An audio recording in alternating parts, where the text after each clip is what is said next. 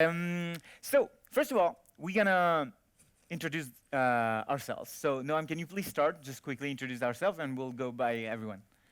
Hi, I'm Noam, Airtable consultant for 5 years now, and also Airtable trainer. I train people now to use Airtable, and I'm really enjoying it. That's it for now. Thanks. Is this working? Can you hear me? Yeah. Okay, perfect. Hi, everybody. I'm Olivier Maes. I'm the co-founder of BaseRow. We're an open source no-code database, and we compete with Airtable. Hello.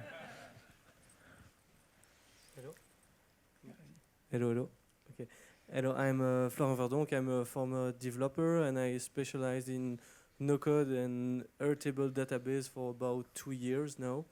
And so that's what I do on a daily basis. Hello everyone, my name is Julien Mottet. I've been an Airtable consultant for the past 2 years and a half, and I've worked on over 70 projects for over 20 companies. Thanks for these introductions. So, what's interesting here is obviously we have two different softwares, but they're not the only ones. And what I would like to first ask you about is what kind of projects can we build with these no-code database? By the way, first of all, is that right? Like, is it a no-code database, right? When we talk about Airtable, why is it different than, I would say, a SQL database or a database like that, which is more traditional? Maybe Florian can go. How Airtable is different than, let's say, MongoDB or PostgreSQL? Yes, usually when you start with a, I would say, classic database, Mongo or PostgreSQL, you would need to code or build your own structure, and it would take time, and it's not that visual when you try to build it, and you have to iterate. Compared to Airtable, you can easily just click and create a new base, add new fields. It works a bit like Excel or Google Sheets in an even more visual way, and so it's easier it's more accessible than classical databases. And what kind of projects can we build with these no-code database? Maybe you can go. Noam, you've probably done it for clients or maybe with your students. What kind of project can we build with that? Actually, I would say any type of project. That's the real beauty of it. It's really super flexible, and it's kind of a. I always compare Airtable to a box of Legos. So it's like Legos. So you build really your own solution. So I don't see any limitation to what really you can do and achieve, especially if you connect Airtable to other tools like a front end or any other tool. Okay, and maybe you can just say what kind of, with BaseRow, for example, what do you see in the industry type of projects that are built? Yeah, so I think in whether it's Airtable or BaseRow or any other no-code database, for every application, the database is the start of an application building. So I think you have the use case where the database is a backend database for a front-end application, and then I agree, you can pretty much build anything, and then it depends on in our case, certain data might want to reside on the premise of the customer because it's manufacturing data, because it's government, because it's foundations, so the application in the front end needs to have a no-code database which is self-hosted, and that's where we play a part. But I think there's also an Airtable does that as well as BaseRow, is that there's a whole idea of managing data in companies and collaboration around it. So it's not just the no-code aspect of a database, which is kind of abstracting the complexity of a relational database, but it's also the whole collaboration, how you visualize tasks, how you visualize activities and data, and you share that across different departments. That's also where Airtable and BaseRow play a big role. So the interface is really meant for teams to collaborate, and sometimes there's no front-end application. There's maybe just some workflow automation at the back end, but sometimes there's nothing. There's no workflow automation, there's no front-end. It's just the database, and that's used as a very powerful version of a project management or data source where people collaborate around it. So I think there's these two different use cases, with the web, or with a web application or mobile application, and then without it. And the type of users are different. And also to come to the conversation around the profiles, you know, where do you need more technical profiles? I would say once you start to build front-end applications or workflow automations, you need to understand APIs, you need to understand HTML, CSS, because you're getting into a more app development type of profile, and if it's just to manage data, collaborate around it, then you just have the regular Excel user or Microsoft Access or maybe even SharePoint user that could use no-code databases. All right, awesome. So we understood that there's kind of two ways to use it. One is using no-code database by itself, like I'm going to use Airtable to handle, let's say, ticketing, and that's all I do. I don't connect Airtable or anything. Or let's say I would use maybe BaseRow for only one thing, and people are accessing data through BaseRow and modifying data through BaseRow. But then there is the second one, which you mentioned, which is connecting it to a front end. Means, so for those that are not familiar with backend, front end, backend is basically what's happening and not seen by people, and front end is basically what's presented to your to the users. So Julien, maybe you can help us to understand what is the typical connections, like what tools do we connect databases like Airtable, BaseRow, and any other? Like what are the glue between those and maybe the tool we use with?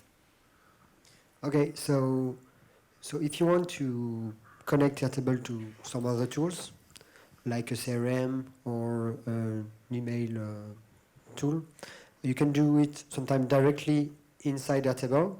There are some native connections, but most of the time we use external tools like Zapier or Make. And with these tools, you can create scenarios, so you can extract data from Airtable and push that data in some other system, or extracting data from some other system and put them in Airtable. So it's any process that you want to create, you can do them, definitely. Yeah, you wanted to add something? Yeah, we see an interesting development now with Airtable and other no-code tools. Basically, we see three categories generally. We have the data, like the database. We see the automation tool, and we see the more interface tools. And each tool started as one category, and we see more and more tools that are basically starting as a database like Airtable, moving slowly to be also an automation tool and also to be an interface tool.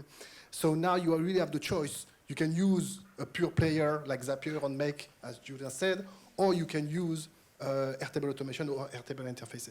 And now it's kind of an interesting arbitrage to basically decide what's the best solution for you. Are more and more possibilities than ever, and that's really super interesting. Also Zapier, which is for everyone a really automation tool, started to develop also database and so on. So it's really super interesting. Yeah, I'm curious, Florian, for example, what's your take on that? Like, when, as a user, we should be all-in-one, like using the head and shoulder all-in-one, and when should we think about, oh, I'll use Webflow for the front end, I'll use BaseRow for the database, or I'll use Zapier or Make for the glue between those? Like, when should we decide from which one to go than the other? It's an interesting question, and the line is not so clear even for professionals in the no-code sector.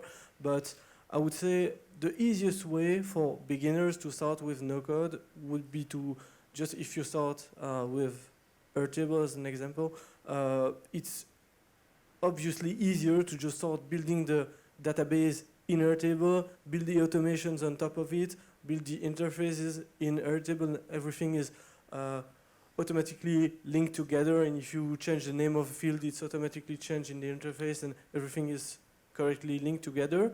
But when you start building more complex applications, exactly as in code, you start finding some downside of having all the features in one product.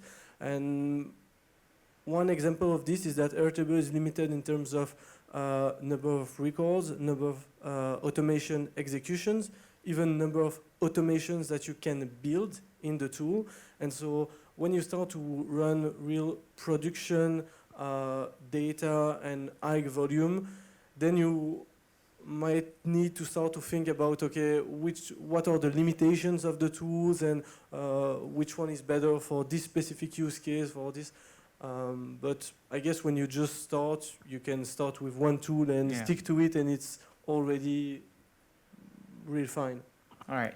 Let's talk about the limitation of. Go for it. I think you make great points. I think I think for everything, whether it's IT or not IT, look at the original founders of a company and what did they build first and where is the strength of that company, and then everybody is trying to cannibalize a little bit of each other's territory because the market is there and some your customer will ask you for certain features, but I think the understanding where the strength is of the engineering team and what they were set to build first. So you mentioned scalability, for instance, of a database, right? So is performance at scale very important for what you're trying to do on top of the no-code? Maybe then decide someone who was focused on that. Is someone very strong at building web apps, take software or take these type of companies that say, okay, they have a very intuitive, and that's where they come from web apps type of specialty, then, it's not very difficult to actually connect these tools. We're at API Days, so you guys should all be specialists in that, and it's actually pretty easy. So, it's almost like the best of breed or the best of suite type of decision you take. I think it depends on your use case, and because it's still very young, a lot of the companies I think in the no-code space are really young.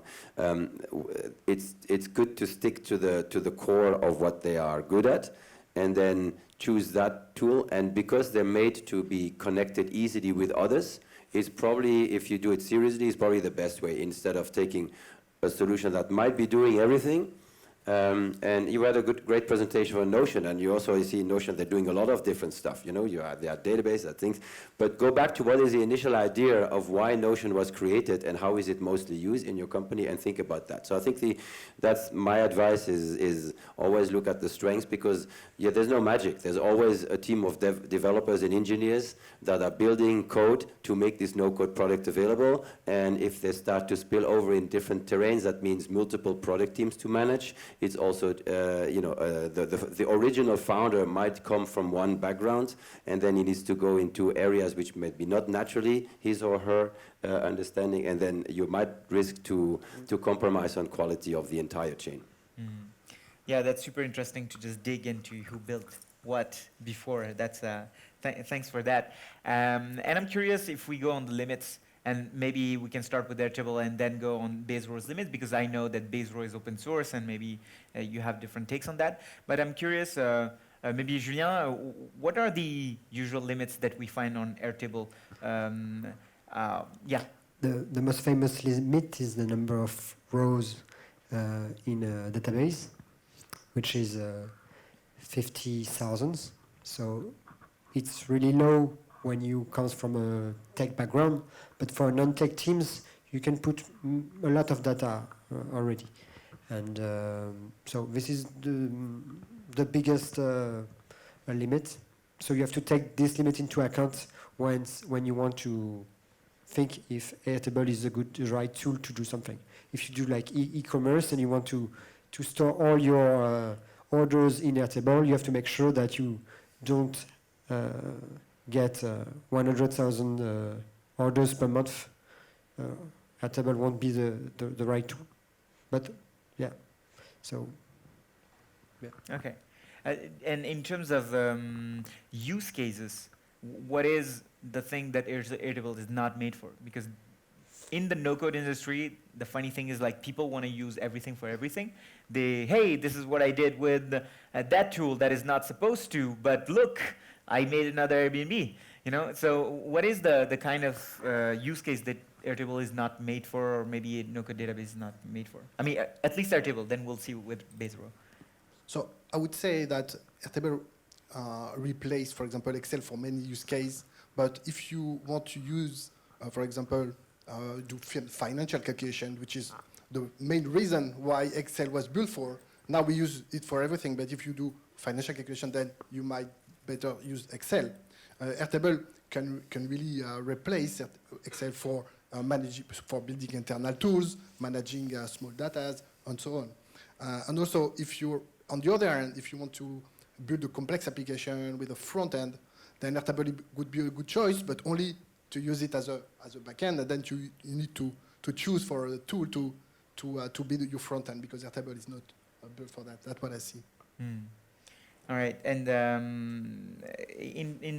I'm curious, in BaseRow, because that's a tool I discovered, I think, 3 months ago or 4 months ago, and I was amazed because Airtable comes with all kind of limitations, and as you said, you made pretty much the same tool, but one is open source.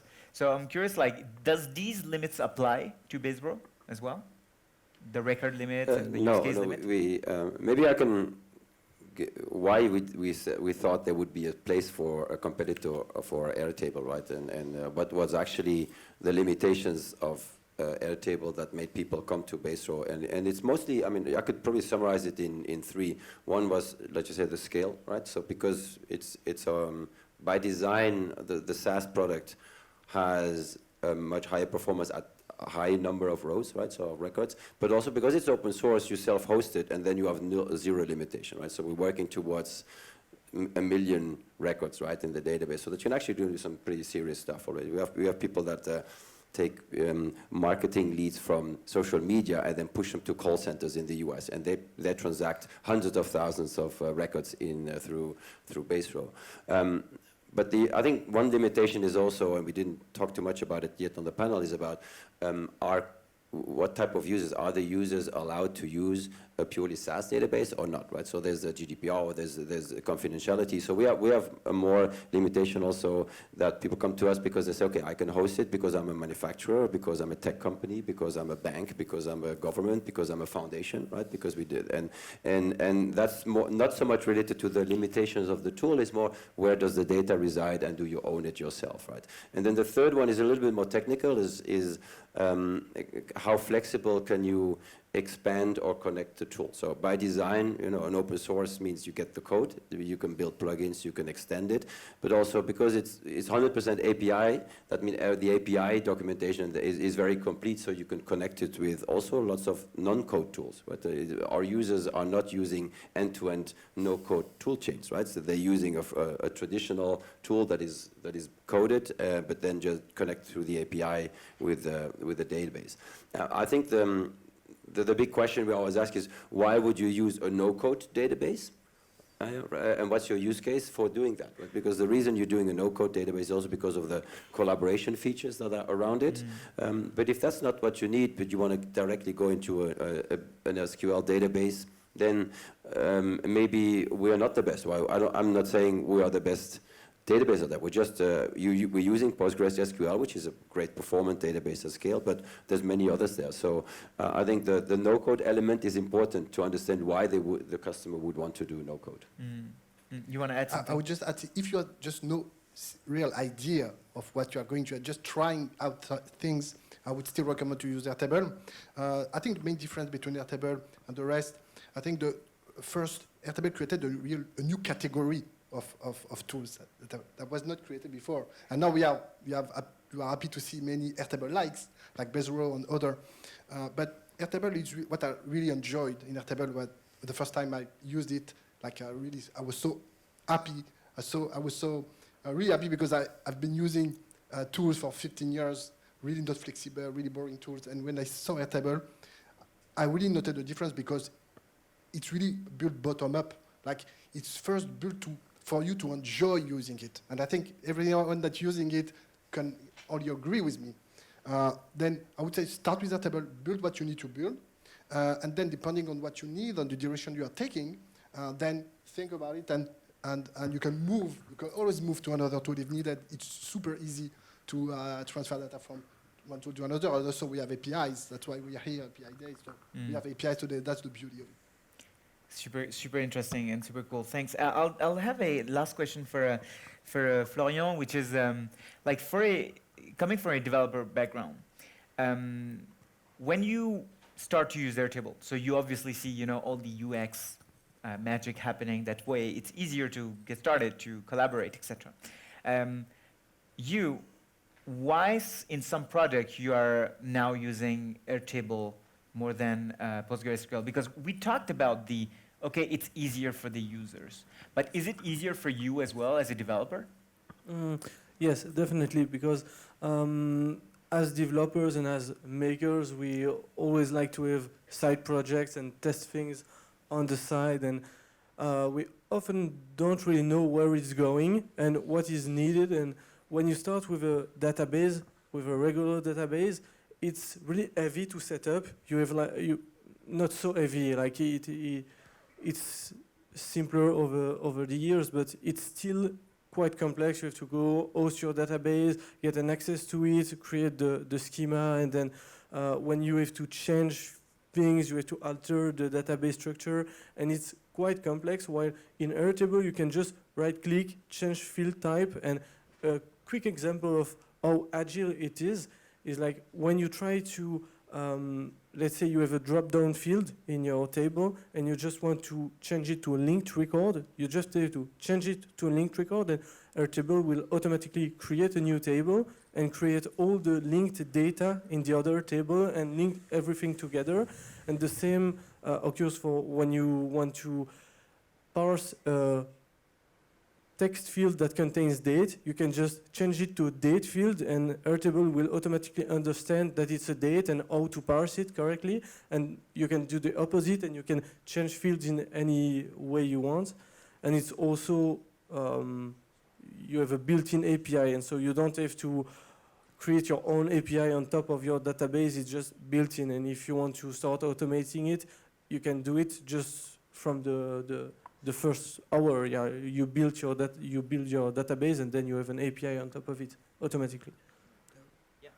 So as it's really faster to design new tools, it can be a great tool to create MVP, to prototype product. And so I know big company that use Airtable to prototype something, like on just some stores or some hotels or a part of their whole company. And once they are clear on the processes, they are clear on the fields, they can switch from Airtable to a real database, and so then you can scale.